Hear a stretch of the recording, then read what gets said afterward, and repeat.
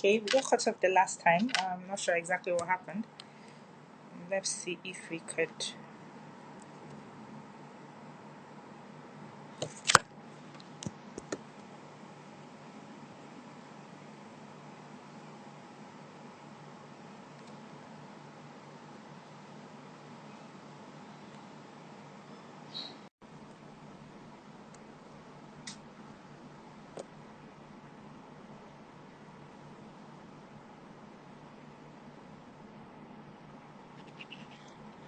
Oh yeah, are we back on?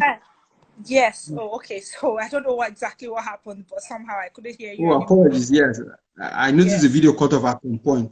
Yeah, though Yes. I kept speaking, so I don't know exactly where I stopped. But I'll try to back up a little and then Yes. speak You from were in the linking part. I smart got. contract. Yeah, yeah. So we're talking about like smart contract, and I want you to slow it down there and break it down a bit because smart contracts have been a conversation that I've been having in executive rooms and at almost every level, both with my young lawyers and also lawyers who are my peers and also executive room, not even in the legal industry, but in the business industry. Now, it seems to me that people in the business industry are very interested in getting this done in Africa and in Nigeria because it takes away the headache of enforcement, right? Because that's exactly what the courts are there for. They're there to adjudicate on a matter as well as enforce. But it seems to me, from my vibe, that most of the business people are concerned about the length of time, the duration, and the uncertainties in getting a matter litigated upon. And even when you succeed, the difficulty in actually getting enforcement, all the other party has to. You know how if you're playing a soccer game and it's already 2-1, and then you have like 5 minutes to go, the other party that is already at 2 does not need to stress itself. It just starts dribbling the ball and falling down and claiming red card and all that. So that's the difficulty in enforcement. So that's where smart contracts are very, very important. And I would like you to slow it down a bit and then explain that, especially when it comes to these NFTs, because in the year 2000, because of, I don't know if it's because of COVID or in the COVID environment, it just jumped a lot. It became very commercialized and it was valued, a total value, I think globally, of 250 million. But in 2021, this year, the first Q1 that just passed, there's a value of $200 million. Like, Max, whether we play the ostrich in Nigeria or not, this thing is happening. Where money flows is where business is, and where business is, lawyers have to be there. So if the business is being commercialized in if the money is in the NFTs, is in these purchases, so that artists don't need to struggle about and worry about enforcement against piracy and things like that. What about the issues of avatars? I know it hasn't come to Africa yet or to Nigeria, as much of my knowledge, but avatars across the world is already a big deal. Like, I want to be able to own my own avatar in the virtual world. I want to be able to give her a dress sense that I may not want to have in the physical world. So in the physical world, I'm not really all about fitted clothes and short skirt or specific kind of, maybe I'm wearing Louis Vuitton shoes consistently, but I want my avatar to do that. So I take my time and invest in creating an image or a world for myself as an avatar, and I put an NFT in it to ensure that nobody can just take that and replicate it. Because right now, you see where people take your image, your face, and put it on another body, and that it's not this fake news and make you look like you're talking about something that you really weren't talking about. So that goes to the root of the commercialization. It goes to the root of how can we reduce the duration for enforcement? How can we ensure that whatever it is that you and I have agreed, we can remain friends? That contract, we don't need to fight and drop blood in order for it to be maintained. So please just stop, because that's the concept and reason why we are here. How can we make sure that whatever is happening in the world, in Africa and in Nigeria, as the largest bar in Africa, we can take advantage of this, because NFTs have come to stay. So why are our people, and if our clients start creating these NFTs, how can we best protect them? How can we as business people also be a part of this? How can we ensure that we are not being cheated? So just take your time and explain that, especially when it comes to the smart contract, especially in big contracts. Like, I was having a conversation that has to do with oil and gas, and they're saying, look, if this does this, then this will happen. If this does this, then this will happen. I don't need to worry my head or to ask you, oh, please, subject to subsection 3, subsection 2(1), you did not do this within 90 days. So automatically it's done. And I mean, it's so easy for us to be able to achieve that. So please take your time and explain that, because I know everybody that's listening, going to listen to this right now that's live and wants to listen to this in the future. This is the nucleus. This is what people want to know. How can we, from a legal perspective, help clients who would be wanting to do this? How can we also, from a business perspective, be in the business of smart contracts and then NFTs? Okay, thanks for that, because you've raised a very important point, and which was something I was trying to happen before we unfortunately lost connection earlier. Now, when it comes to smart contracts, I always tell people to be quite careful. Smart contracts are not exactly regular contracts that we lawyers know, in terms of legal contracts necessarily. Now, there's a version, or a version of contracts now built, for digital for digital operations, which we call computable contracts. They are slightly different from smart contracts, or we would say smart contracts are a subset of computable contracts. So simply, a contract is a document that sets out, of course, rights and obligations of parties, and then, of course, the regular definition we know in law, of course, is a promise to do something or not to do something, backed up with the exchange of something valuable. So with computable contracts now, what it adds to contract is now contracts are written in natural language, English language, French, Korean, or whatever language. Now with computable contracts, now you want to write contracts in a language that computers understand, because computers are not able to contextualize natural language. So for instance, if I tell you, say in a joke line, a Nigerian sees you, for instance, and he says, see you, my friend, your papa. Your papa can mean many things. It could be an insult, or maybe I'm driving and somebody drives recklessly and I say your papa. It could also be a friendly term when you are my friend. Your papa, you are too good. Or just like when we say somebody is bad, man, that guy is a bad developer. He's a bad software coder. He's a bad guy. In that sense, you are really meaning he's a good software developer. He's so good that exactly. But imagine for a computer will get confused, because it doesn't understand context. It doesn't understand those emotions and all that frame words. So computable contracts are contracts that you write in language that computers can understand.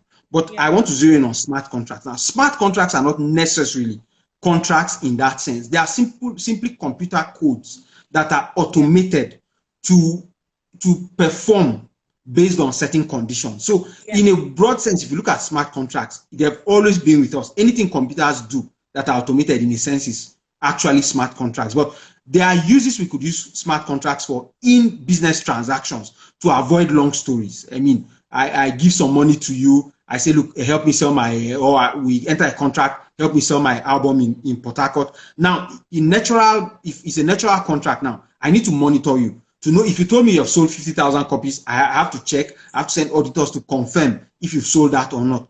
But where, for instance, the sales are done all online, with a smart contract, what it simply says is that we write a computer code that says every single time you sell a copy of my album, automatically, without long story, that smart contract debits your account with 25 naira and transfers it to me.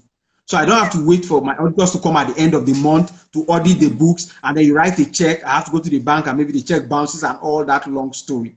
So what this has done is that, because we've talked about how technology has changed the way we share content. So copyright, for instance, music albums now, we stream them online. So it becomes easy that the moment I put my album on Spotify or on YouTube or anywhere else, that automatically the moment anybody streams that song, the technology finds out, look, one person has streamed it, automatically the smart contract says instantly debit the account of the person who listened to it, with X amount, and transfer that X amount to the owner of that copyright. So it makes it happen fast. So what NFTs are brought to the field when it comes to sharing, say, music, for instance, on an NFT platform, is to just give that added value of the blockchain trust that we have, with the blockchain. It means that once it's put on the blockchain, nobody can alter that record. So that record is there, it's safe and it's secure. And then once we write that computer code, that soft smart contract on it, it means that automatically I'm getting value every single time my work is used online. But however, because there's an underlying, because NFTs is a technological term, it doesn't necessarily change the fact, and I'll give this example now just to highlight that now. When I buy an artwork, for instance, you paint, say you paint a lovely portrait of maybe of Lord Denning, for instance, just to use something loyally. And I buy that, exactly. And I buy that painting from you. Now, there are two things now. There's a physical painting, which I have bought, which is now my property. I can keep it in my house. But behind that painting now, there's your intellectual sweat that you put, the way you painted Lord Denning, the colors you used, the tone you used, the expression you had on his face and all. That is your copyright. So it means, therefore, that while I own the physical painting, I do not own the copyright in that work. Now, what is the copyright in that work now? Is the right to further exploit that work. You have sold it to me, maybe I paid you 100,000 for it. Now, I can't take that work, take a picture of it, and then begin to sell it around town because the painting is yours. So the copyright in it, exactly. So the copyright in it means that the right to control how that work is going to be exploited economically belongs to you, because you are the owner of the copyright. So you can determine how many people you want to have a copy of that work, whether I want that work to be sold on electronic medium, where, you know, and which countries you want it to be sold. You can control that. So same thing with you know, same thing happens with NFTs. Anybody could actually pick your work and put it online and write an NFT on it and begin to sell it.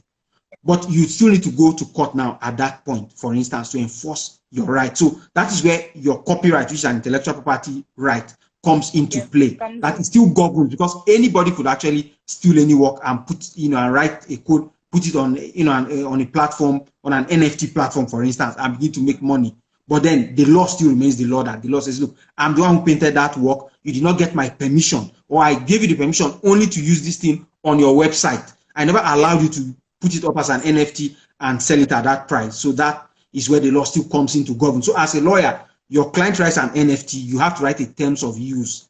How can the people, or the person who owns that NFT, use the work that is behind that NFT? Can he use it anyhow he wants? He can, for instance, show it to people when they come to his house on his phone and all. Can he put it on Can he put it on Facebook? Can he put it on his website? How can he exactly use it? Because you still want to control access people have to that particular work, you know, because it still belongs to you. What the person bought essentially is the right to own the physical medium. But in digital world, that's a little difficult to conceptualize, because it's not physical. I mean, the painting, or let's say picture of LeBron James shooting a three-pointer is not a tangible thing. It's, I mean, I could have a copy of it on my phone. You have a copy on your phone. And also we asked, how do we exactly control the original? So what you are controlling at that point in the NFT is simply the information that I am the authentic owner of this picture. That's the only thing we are controlling, not the physical picture. Anybody could have the picture as well. So monetizing it at that point ensures that you have a proper terms of use behind it.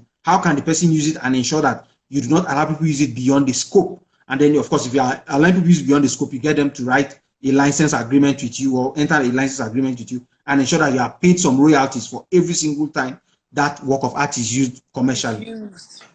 So that brings me to the question. So right now, with all this $200 million valuation we're having in Q1, we've noticed that a lot of people are using it in art and in music. Are there other areas that you think that NFTs would expand into anytime soon? Yeah, well, the thing is, the logic behind NFTs can be used for anything. So anything of value. So let's talk about land, for instance. If I walk up to your house and I say, look, this house belongs to me, you are going to resist my claim. How are you going to resist my claim? You are going to show me the certificate of occupancy you have, signed maybe by the governor of Rivers State, maybe by Wike, or signed by Amechi, who was governor before him.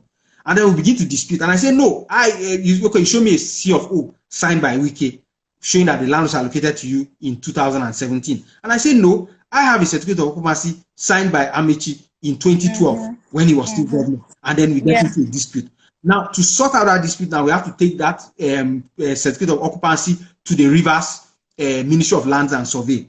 And then somebody sits there and looks at it and says, from our records, that this land was allocated in 2012. And from what we have seen here, Amechi never signed any C of O in 2012. So that could be one way to sort it out. But then imagine if I have my way and I've bribed somebody in that land's office. And when we get there, my record is not there. And it says, oh, yes, the record is actually there, and says your record is the fake record. That becomes a challenge. Imagine if the record, the whole ministry gets burnt down. then it means we have no way to confirm that record. But the idea behind NFTs and blockchain is simply this, that look, that record is decentralized. Everybody on the network has a copy of that record. So even if something happens to one computer on that network, the next computer can verify that information. So it means therefore that a more secure way to, for instance, store land title would be as an, using the same logic of NFTs on blockchains. So that there's no much argument. We just simply go to the blockchain from the comfort of our homes. We just check whose record is there on the blockchain. Your record is there, mine is not there. Automatically, we know who the owner of the place is. So that would be it comes very easily to you. It becomes very easy, exactly. Have a whole department handling due diligence, Exactly. So imagine also multiplying that now to so many other things now. To any other store value at all, you could use the same logic.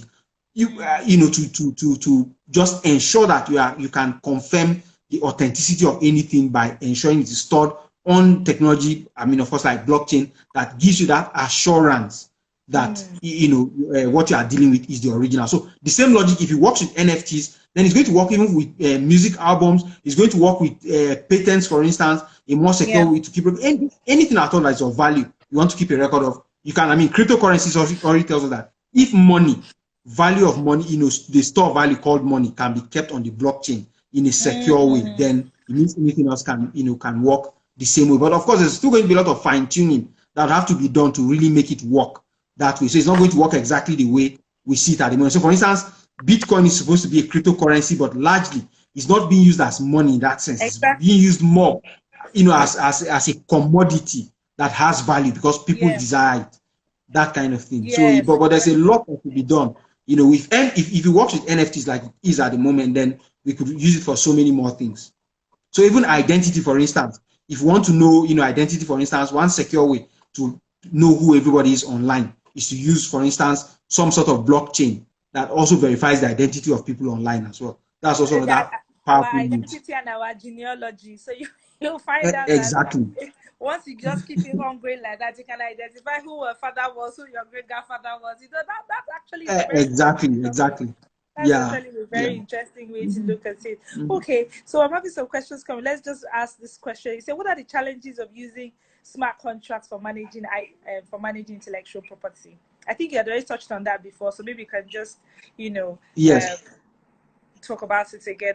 For me, I think that in Africa, one of the challenges is not necessarily in using smart contracts, it's actually getting people to want to use smart contracts. It was just like the conversation we used to have before COVID when we had the Young Wigs conference and we're talking about what laws are you.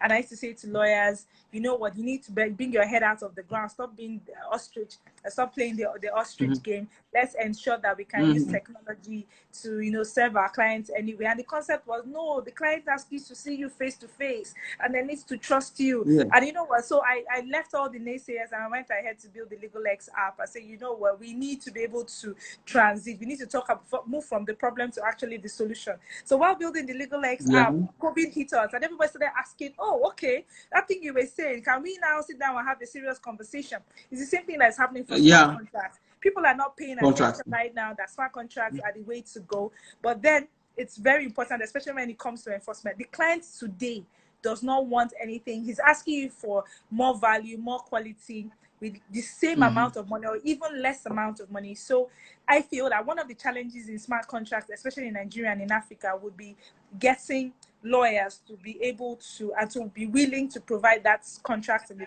that service in the first place. I think that your business clients, once they see the opportunity, you give them options, many of them will go towards the smart contracts. And then you also help us with something with integrity. If somebody says, I'm going to do this, you don't need to say, this person is a Nigerian, that person is an Italian. Oh, the stereotype, we're not too sure. So it takes away that negativity in the first place. So that's one challenge I see. I don't know what you see about the actual use of smart contracts. What do you think? Yes. Yeah, so the use of smart contracts for IP, just like anywhere else. Now, the idea with smart contracts is that smart contracts actually work on things that can be fully automated. So one of the challenges smart contracts will have is that there are certain complexities that are beyond automation that a computer cannot exactly get. Yeah. So I'll give a practical example now. With a simple smart contract would be, for instance, say in a hotel. or maybe an Airbnb, for instance, that the moment you come to the door and you check in, that there will be a sensor in the room that senses that you slept in that room that night. Automatically, that sensor sends a signal to the server. Says, look, he used the room this night. Automatically, a message is sent to your bank to debit your bank for the rate for that room for a night, and that money is taken. So everything is automated. It's a contract. Automated. You use the place, and in return, 10,000 naira was debited from your account as payment for lodging for the night.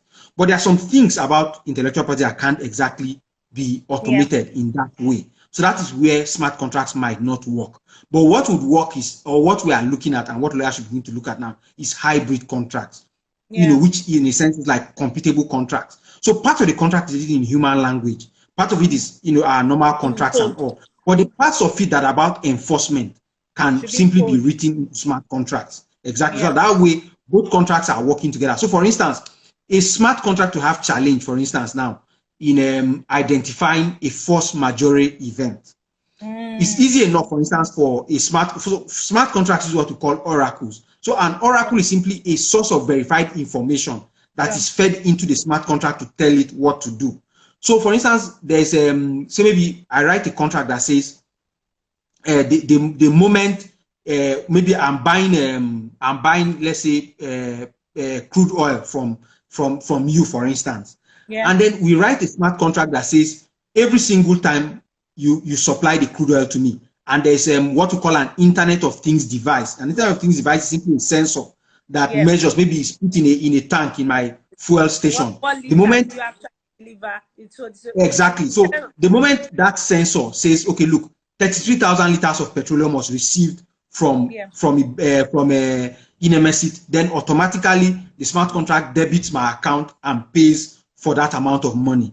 But however, inside that smart contract now, it could be that if the price of oil internationally rises beyond $60 a barrel, then automatically the price I pay for oil should also rise. So the question is that how is the smart contract going to know when the price of oil rises? That's what we call an oracle. So there should be a verified source of information. So maybe it could be the CNN website, for instance. So that smart contract, in addition to monitoring the amount of oil, fuel that goes into the underground tanker in my fuel station, there's also, it's also taking input from the CNN website to say, look, CNN website just said that oil price has increased from $60 a barrel to $70 a barrel. Therefore, our contract is adjusted. Now, for 33,000 liters of oil, it's no longer 10 million naira, it's now 12 million naira. So, smart contracts should work in that way, but sometimes it's beyond that. So, for instance, if you have in a contract a force majeure clause now, some of it can easily be done by an oracle. So, the oracle could monitor CNN, for instance, and say, look, there's a new epidemic that has caused Nigerian government to call for a lockdown. So that lockdown is a force majeure event. It's an event that was not anticipated by the parties and has made it impossible for Inemesit to supply me fuel. So therefore, that acts as a force majeure event. But sometimes force majeure events are not that straightforward. So, I mean, the question is that which oracle do we trust? There could be issues of trust. So sometimes human beings still have to give information to a smart contract. So that would be a hybrid contract where parts of it is automated, parts of it has to still need input from exactly. So that's why lawyers should never be afraid that smart contracts will take their jobs. Smart contracts are totally different. They work in a different way. They just come to take some of the tedious work, saying, that we need to do away from us, while still leaving us with some of the core work we are going to do. So like I told you, even with an NFT, a lawyer is still going to be involved because a lawyer is still going to be needed, for instance, where there's a dispute as to who is the owner of the work and all of that. That's still going to have to be resolved by a court who created the copyright before it became an NFT. That's a question of law. Lawyers will always be needed for. That audit trail. Exactly. Yes, somebody has to be able to defend that in court no matter what. So that's very good encouragement for the lawyers. So it's best for us to. And we are talking about this conversation from two perspectives now, as lawyers and also as business people, because from my experience, you have to learn to walk in the shoes of the business person.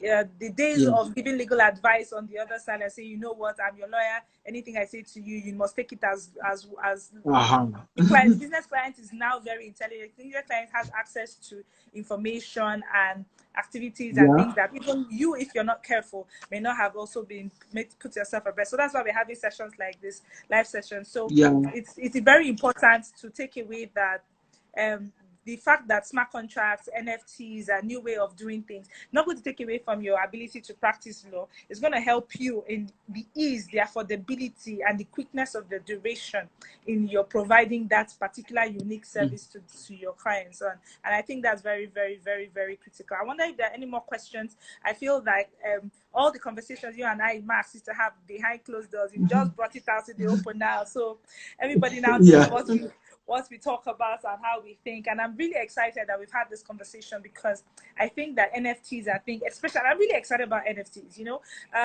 because I mean, we've moved from being able to having to go to court in order for you to generate income as a lawyer to having the option of being able to remote working or offer services from home. And now abroad, not in Nigeria yet, I agree, we have the concept of avatars. We have smart contract that's already taken away a huge chunk of, it's not taken away, but it's part of a huge chunk of what legal practice is about in other countries. And so Nigeria really needs to, and Nigerians, and it's conversations like this that need to continue in order for us to continue to push on. Max, I'm very, very proud of you. I'm very proud of you. I must say that you have been explosive in this conversation today. It has been a very, very interesting. Well, we'll continue to have more conversations. I'm very passionate about technology law and the future of law, especially in Nigeria and in Africa. So we'll talk more about this going forward. It would be cute. I think that while I'm getting an avatar, you get an avatar. So maybe the two of them can go on holiday while we stay in Nigeria and we are hustling. Since that's what technology allows us to do. It's super, super exciting. Super, super excited. I don't know if you want to just talk to the lawyers who are with us. I've got a lot of young lawyers who are part of our mentoring stream. You know that the Young Weeks conference that we do every year has grown humongously. It's now been like a movement on its own. It's taken up a life of its own. And thank you for always being a part of what we're doing.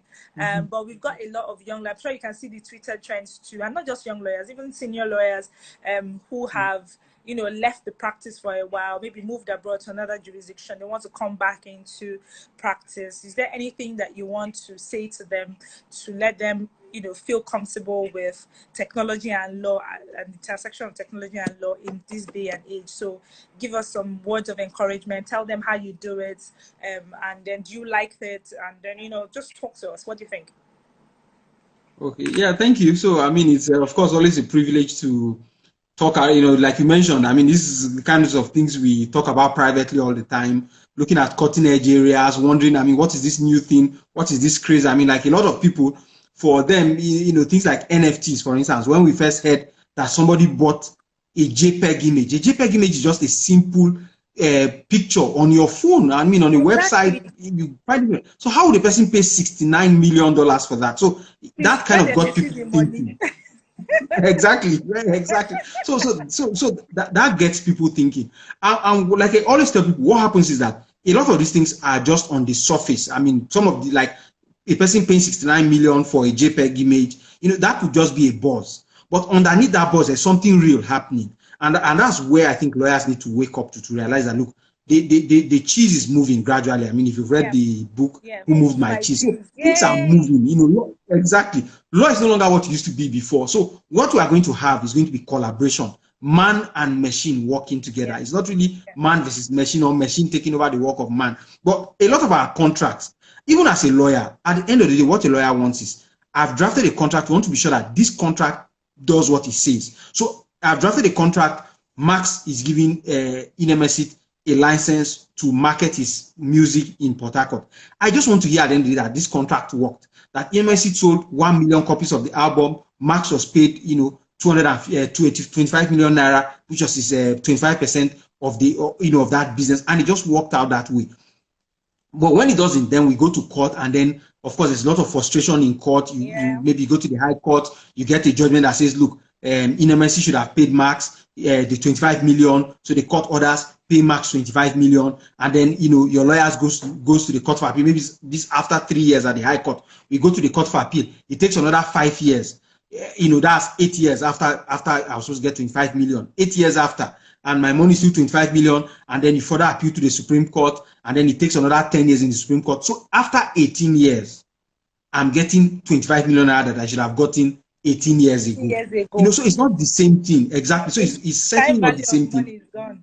Time value of money and that contract has not worked. But what is happening is that technology is coming in now to say, look, we could write the contract. All the terms and conditions are written by a lawyer in the normal contract and all. But the enforcement mechanism is a smart contract. So it ensures that, look, the moment this transaction is happening, instantly my money is coming to me. We don't have to go to any court. It's sorted out at that point. So what lawyers need to do is begin to understand how these funny things happening, how does it affect our lines of businesses? So I've given an example, for instance, that NFTs, for instance, is just one expression of an idea. Another way that idea could be expressed is, why do we need to have C of O's? Why do we have to carry security paper up and down, and then to decide whether a document is fake or not, we have to start studying it. There's a seal on it. There's a security feature on it. We have to hold it to the light. We have to look at it through a binoculars. When technology, at a click of a button, could simply tell us who amongst the two competing parties actually owns the right to this piece of property. So technology can come in a lot of ways to really make our work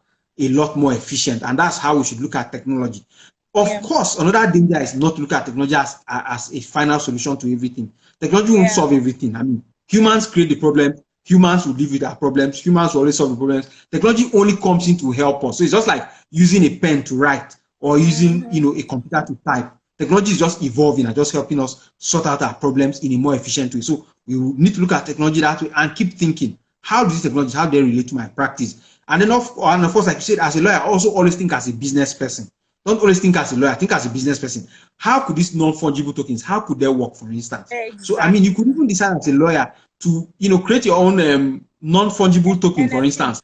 An NFT, for instance. So if you have written a very good agreement, for instance, you could put that agreement on an NFT. I mean, the popular agreement, say, for instance, you're the one who wrote the agreement that they used to maybe lift, maybe in the oil and gas industry, for instance, the groundbreaking agreement for gas exploration or something. Maybe you put that on an NFT as well. That could also be something, because I mean, people just have sentimental attachment to all kinds of things. So anything people can have a sentimental attachment to. For instance, if you have a copy of the original document that was signed as the American Constitution, for instance, can you imagine how much that would be worth? The one that has a real signature. The Northern and Southern Protectorate of Nigeria. Exactly. So that the document was legal signed. Exactly. So that would be a huge. That would be a big deal. So imagine you write an NFT on that, for instance. That would be a huge deal to have the original document that Lord Lugard signed when they amalgamated in Northern. So we like to have lateral thinking. Just think broad. Look at things. For instance, I had heard about NFTs earlier, and it just tickled my fancy. Like, what was this all about? So I read a little about it, and I keep thinking about it. So sometimes I'm writing a contract and I'm saying, look, this contract would have been ideal if the law and technology had advanced to that point. We put on as a smart contract, for instance, because the obligations are simple and straightforward. If this happens, pay me X amount of money, and just makes it. So lawyers just need to open up their minds, look at technology as an enabler. It's not going to be a solution to all the problem. It's not a threat to you. It's just an enabler. So learn to collaborate with technology, man and machine or man and robot working together, and that's the way, hand in hand. Thank you so much, Max. And then on that note, I would like to just say that it's one thing for us to understand these things now, like after law school, but like what law school didn't teach you means that you also have to think horizontally as well as vertically. You have to get other skills, acquire other skills along the way. On my journey, I've met a lot of young lawyers who say, look, I don't want to ever leave the legal profession, but I'm also not really thinking about litigation. And what you're talking about now is man and robot working hand in hand? How can lawyers learn enough about coding? They don't necessarily need to have to sit down and code from scratch. What if all they know is how to code the enforceable parts of the contract? So you are actually going to be providing that service to the law firm. So the law firm say, you know what, we are going to generate this contract, we will draft this and all, but you as this lawyer who understands how to code, please come and code that enforceable part of this contract. That's a niche area that does not exist right now. It's a market. In fact, I've just given people, like an idea. If that's what you want to do, you want to just code just the enforceable part, and then you create a niche for yourself. It's very important for lawyers, and I say this all the time because I'm both a lawyer and I'm a non-tech founder of an application, and I had to leave all the legalese behind and then learn how to think in business terms, and apart from that, I had to learn how to think and talk in technology terms. How many lawyers have that qualification right now? It's not qualification that school has given, but experience. So like you, Max, you can fit in any of these rooms. You can fit in as a lawyer, you can fit in as a business person, you can have comfortable conversations with tech app developers or front end, back end. You understand what APIs are. The reason why I do what I do and why you do what you do is to make sure that others, younger lawyers, senior lawyers, it doesn't matter where you're coming from, in Nigeria or abroad, has this same unique skill, can carry on these conversations.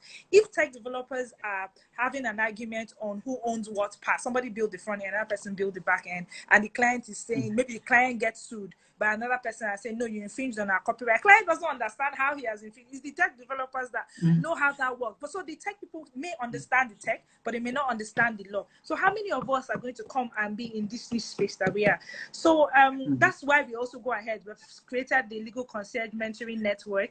So anybody who is interested can click on the link in the bio and be a part of what we are doing. We're having mentors from different parts in Nigeria come to talk to you about how to position yourself, how to know where the future is going to be. Yes, you still want to be a legal practitioner, but how can you practice differently? So you're not going to still go ahead and do the straight thing. I mean, Max doesn't need to get up and go to court if he doesn't want to. Apparently, if he wants to do arbitration, he can do online arbitration from the comfort of his home. He can, with one leg, he's juggling his baby underneath the table. He can be conducting arbitration. He can give legal advice when it comes to intellectual property. You can deliver whatever it is you want to deliver, and then still make and be as comfortable as you want. And my goal is to let other young lawyers as well as senior lawyers be a part of this trend, because we can't make it together. We can't make it alone. We have to be together. I used to say that if there's even one lawyer that's called a charge and bill lawyer, then all of us are charge and bill lawyers.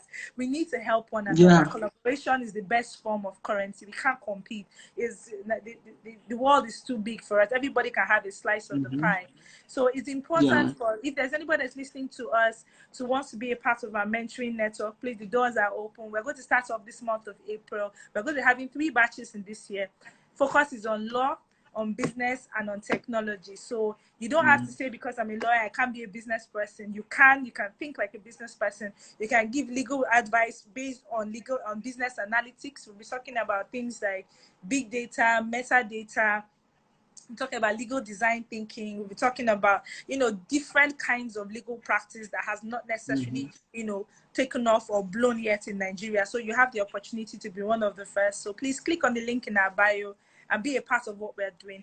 We're going to be bringing more of these live conversations to you. Max, all the conversation that you and I are having over that PAMI that we used to do, I will not tell you that, no, let's have this one live so that other people can gain and benefit from this. So thank you very much. I'm really excited, and thank you for your time. And for everybody that joined in, we want to say thank you. Thank you for being a part of us today. And so, Max, we'll be talking again. Thank you very much. It's really appreciated.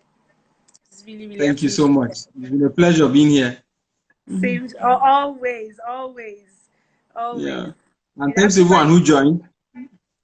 Yes, everyone who joined, thank you so much for joining. And you can click on the link in bio, send me a DM. We'll definitely get in touch with our mentoring platforms. And when the Young Wigs conference is, well, we're in the works, we're thinking about it. So very soon we're going to be announcing it, but it's going to be in July. And it's going to be in an undisclosed venue yet. So we're very excited, my team and I. And we have people from different parts of the world. When I say the world, we have different parts of the world coming to talk to us about technology. You have people who have built apps, who have started off as lawyers, became engineers, came back to legal practice, started working on applications, and these are things that we can do in Nigeria. We don't need to travel abroad to do those things, and I want my country to get better, so that's why we do what we do. So yeah, we're looking forward to that. Thanks a lot. Thanks everybody. It's so nice. Thank you, Max. Okay. See you. Talk to Bye. you Thank later. you. Bye. Bye. Okay.